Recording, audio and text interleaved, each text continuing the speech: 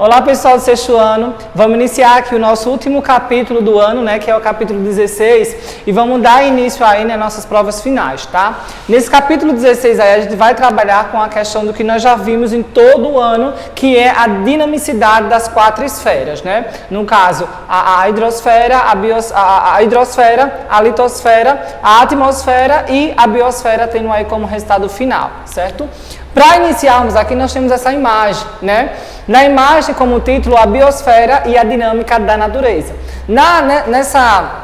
Nesse bloco diagrama aqui, a gente vai perceber as principais esferas que fazem parte aí da dinamicidade do nosso planeta Terra. Lembrando que a litosfera, né, é toda a camada sólida da Terra, né, a camada no qual nós pisamos, né, chamado assim de solo, certo? Então, toda a camada da litosfera é essa. Nós temos a camada da hidrosfera, que é toda a camada líquida, composta pelos oceanos, pelos mares, pelos rios, lagos e todas as outras, né?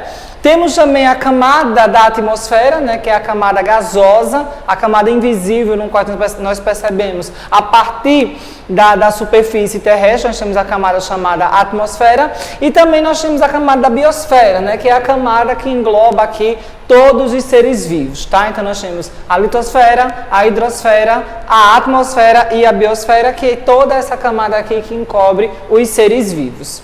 A biosfera abriga uma enorme diversidade de seres vivos, ou seja, uma enorme diversidade de plantas, né, de animais e também os seres humanos. Da mesma forma que os elementos naturais estão relacionados, a biosfera também se relaciona entre si com as demais esferas. Por isso, quando o elemento do ecossistema é alterado, todos os elementos aí vão sofrer uma certa consequência. Por exemplo, quando é afetado os solos. Quando os solos é afetado, tecnicamente o lençol freático, que é a hidrosfera, será afetada, que posteriormente os seres vivos também serão afetados com esse desequilíbrio. Então, sempre uma camada, quando é prejudicada, sempre quando uma esfera é prejudicada, ela vai ter aí vai no caso aí prejudicar as demais esferas. A Terra funciona como um grande sistema, né, como nós vimos aí desde o início do ano até os dias atuais, no qual aí, né, muitos fenômenos naturais ocorrem constantemente, alterando a configuração do planeta, seja internamente, seja externamente, né, como é o caso das tectônicas de placa, que faz aí o surgimento dos vulcões, surgimento aí dos terremotos, surgimento aí dos tsunamis. Temos também o ciclo da água, que através desse ciclo aí nós temos a constante sobrevivência e a reposição, tanto dos corpos hídricos da superfície, como também dos corpos hídricos que estão no subsolo. E também nós temos as erosões, né, seja ele causado pelo vento, pela chuva e até mesmo pela questão humana. Consequências da interação humana nesses ambientes aí. Vamos saber então quais são as principais consequências que o homem provoca quando ele chega a alterar, destruir ou modificar algum tipo dessas esferas terrestres aí. Como você sabe, a dinâmica da Terra oferece elementos naturais para que os seres humanos possam usufruir para a sua sobrevivência, que são chamados, no caso, os recursos naturais, no qual o homem necessita tanto para a sua sobrevivência na forma de alimentação, como também para a sua sobrevivência na forma de construção de armamento, na construção de casa, residência, entre outros. Tudo isso aí é retirado, logicamente, da natureza. A ação antrópica, que é chamada da ação humana, né, interfere ativamente no ambiente, transformando os recursos naturais em bens, né, de produtos e de serviços, ou seja, tudo que nós consumimos, nós queremos, nós vamos comprar, vem, de certa forma, de um elemento que é natural, que é a matéria-prima. Por meio do trabalho, eles constroem um espaço geográfico, né, que é o espaço alterado, o espaço no qual o homem ele se localiza em um local, e a parte da sua localização ele vai interagir, modificando para melhor a sua acomodação, explorando os recursos naturais e produzindo aí inúmeros bens, utilizando técnicas e tecnologia, de modo a lhe proporcionar uma melhor riqueza e um melhor conforto no qual ele está inserido. né? Então nós temos aqui 4 imagens que vai nos mostrar a intervenção humana no ambiente e a modificação desse ambiente através das ações antrópicas, das ações humanas. Inicialmente o ambiente 1 é totalmente um ambiente voltado para ser natural, ou seja, sem nenhuma presença da ação humana. Logo depois nós temos aí uma chegada dos seres humanos nessa região, nesse local aí, e uma pequena alteração, né, como é o caso da retirada da camada vegetal, construção de moradias, né, e as plantações de algum tipo de cultura, algum tipo de alimento, além da construção de uma ponte, né, que vai ligar as duas áreas aí entre o rio. Logo após aí nós temos mais uma modificação, que é a retirada maior da camada vegetal, né, e a expansão dessa vila, que agora transforma-se em uma cidade, tendo aí a acomodação desse rio e até mesmo nós temos aí digamos, um desaparecimento desse rio devido ao aterramento que eles fizeram, como mostra aqui na imagem 4, né, que não existe mais córrego do rio devido à grande transformação que houve, né, de uma região natural para uma região totalmente humanizada ou uma região totalmente urbanizada. Todas essas relações, né, entre as pessoas, entre as próprias pessoas e o meio ambiente, e até mesmo entre o meio ambiente em si, ocorre na Terra desde o surgimento do homem, né? Como a gente viu no começo do ano, quando o homem entra na Terra, né, há milhões de anos atrás, ele começa então a promover as suas moradias, começa então a desenvolver o seu tipo de residência e logo após ele começa a desenvolver a agricultura, a caça, a pesca e se acomodar numa região maior com os demais semelhantes.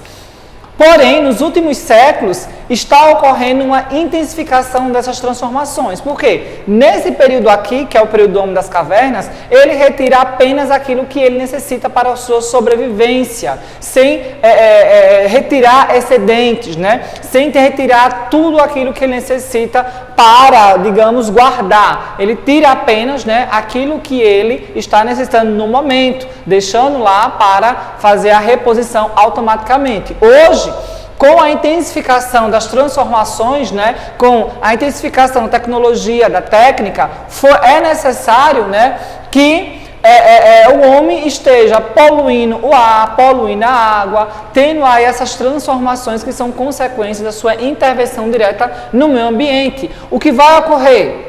Além da destruição, além da retirada desses recursos minerais, o homem está também destruindo e diminuindo os recursos naturais que são explorados até a exaustão, sem ter tempo aí da sua recarga. Porque a gente sabe que os minerais, os vegetais, eles têm um certo período para se repor na natureza. Se esse período de repouso na natureza não chega até certo ponto, infelizmente vai acabar se extinguindo na região ou na própria natureza.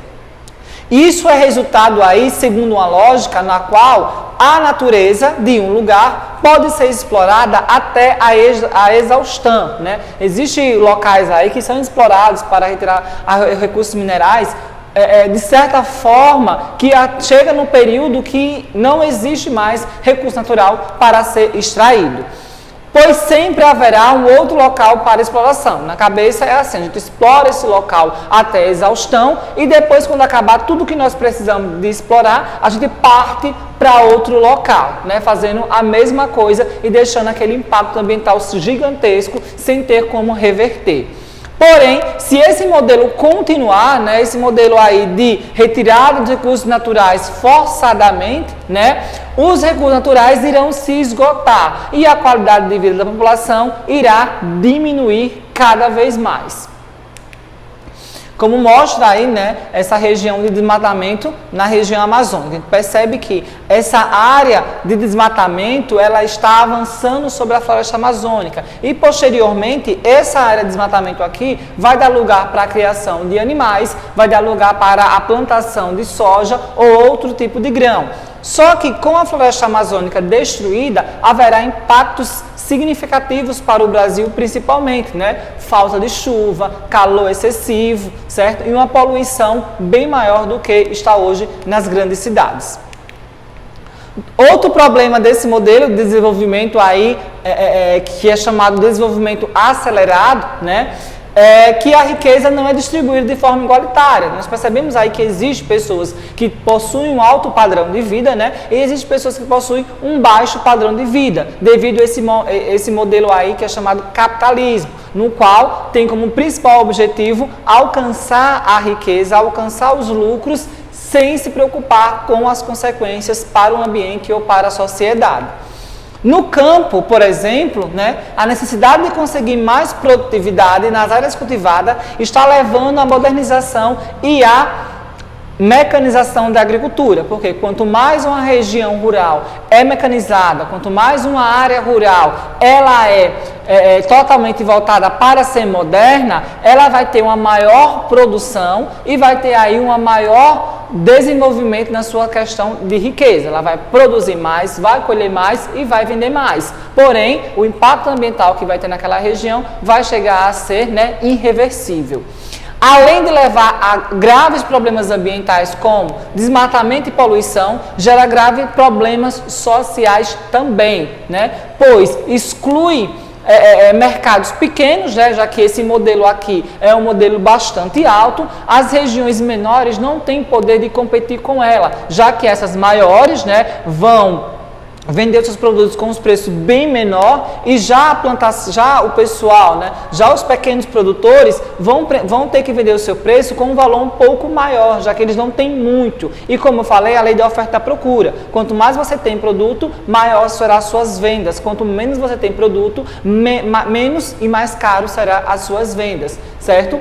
Esses pequenos proprietários de terras aí que não tem como competir com os maiores proprietários devido à grande diferença de preço, né, de um para o outro, eles acabam abandonando a área rural, né, e acaba indo para a região aí urbana, certo? No qual aí, né, esses trabalhadores, eles acabam gerando uma grande quantidade de pessoas nas grandes cidades e vão acabar aí também sofrendo com alguns tipos de problemas nas áreas rurais, certo? Nas áreas urbanas, aliás.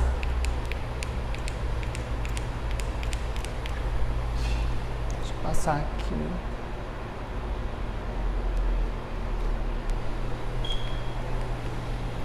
Outro problema desse modelo de desenvolvimento econômico, né, como eu falei para vocês, ocorre também nas cidades. O que a gente vai ver aqui? Quando esse povo do campo sai em grande quantidade para as cidades, o que é que vai ocorrer, né? Eles basicamente não vão ter dinheiro, não vão ter formação, né? E não vão ter emprego quando chega nas cidades grandes, visto que não vão possuir, né, nenhum tipo de experiência para trabalhar em uma região que é o comércio ou até mesmo para trabalhar em uma fábrica, certo?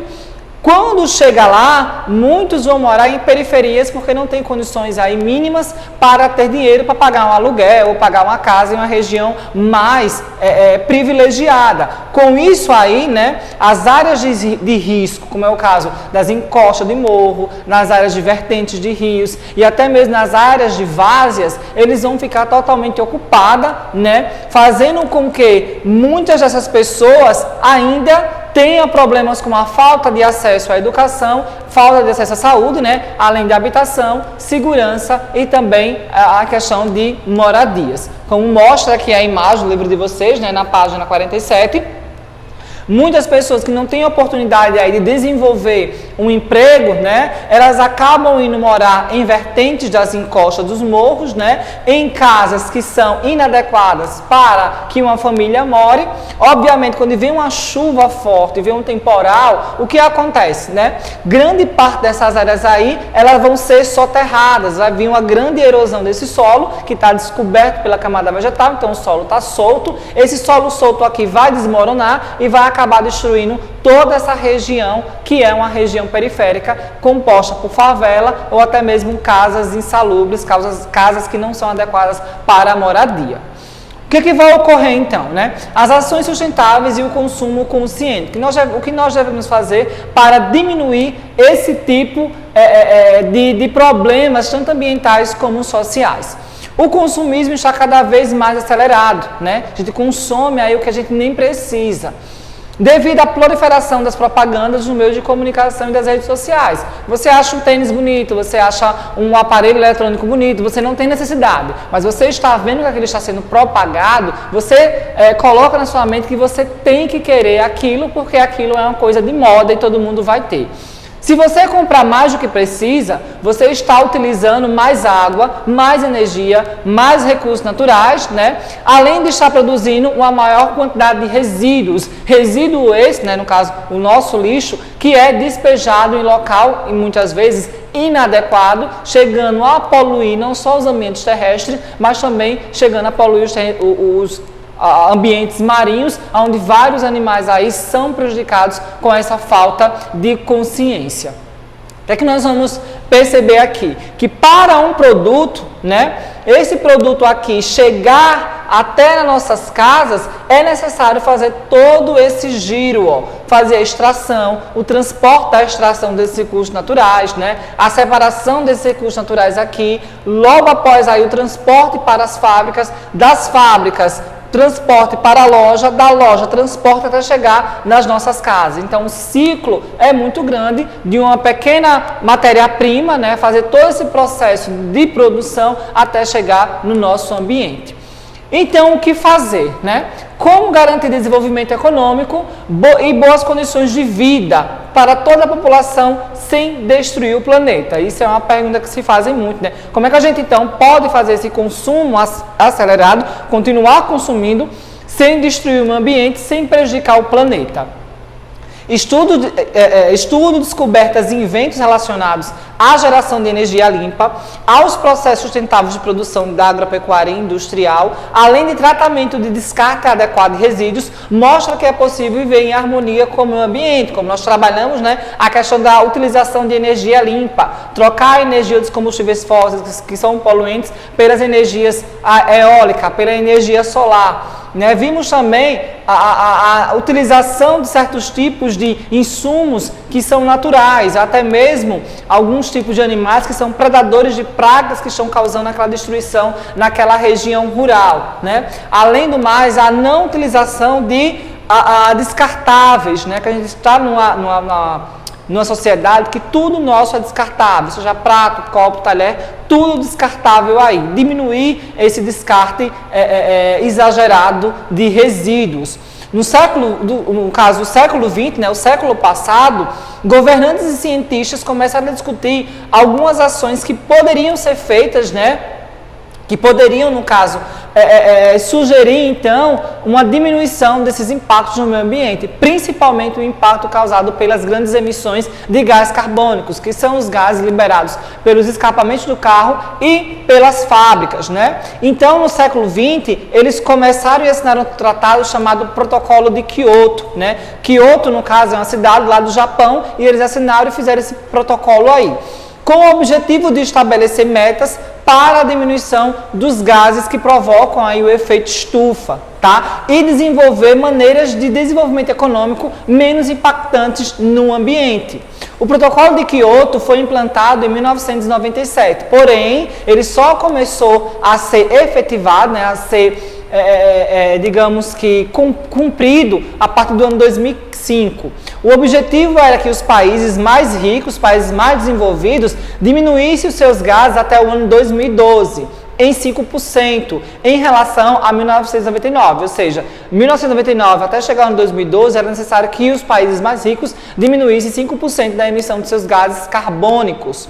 O documento não foi ratificado pelos Estados Unidos. Os Estados Unidos, como é a maior potência mundial, né, não quis assinar esse protocolo. Nem as metas foram atingidas também, ou seja, nenhum país atingiu a diminuição de 5% na camada, aliás, 5% da liberação do gás carbônico. Em dezembro de 2014 foi firmada a extensão desse protocolo, né? Quiseram fazer novamente esse protocolo para ampliar mais o número de países.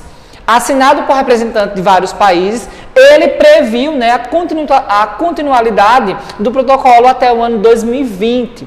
No entanto, Canadá, Nova Zelândia, Rússia, Japão e, novamente, os Estados Unidos não assinaram. Por quê? Eles alegavam que se assinasse esse tratado aí, eles iam diminuir a sua emissão de gás carbônico. Diminuindo a emissão de gás carbônico, isso quer dizer que eles têm que diminuir a sua produção. E se para a produção das indústrias, para também a economia, diminuir a sua economia. Então, isso foi uma desculpa para os países não assinarem esse tratado aí. Além disso, alguns governantes classificaram o acordo como ineficaz, né? E incapaz de contribuir com as emissões de gases de efeito estufa e suas consequências. Ou seja, eles não assinaram e eles ignoraram esse protocolo.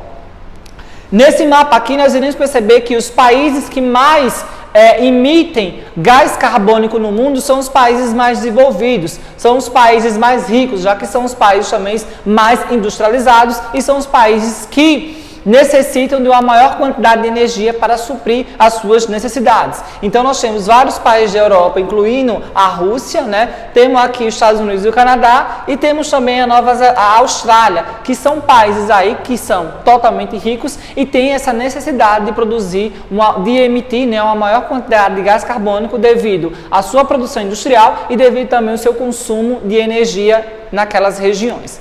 E para finalizarmos aqui, vocês ficam da página 51 até a página 56 com a atividade. Qualquer coisa a gente se vê na aula online. Até mais!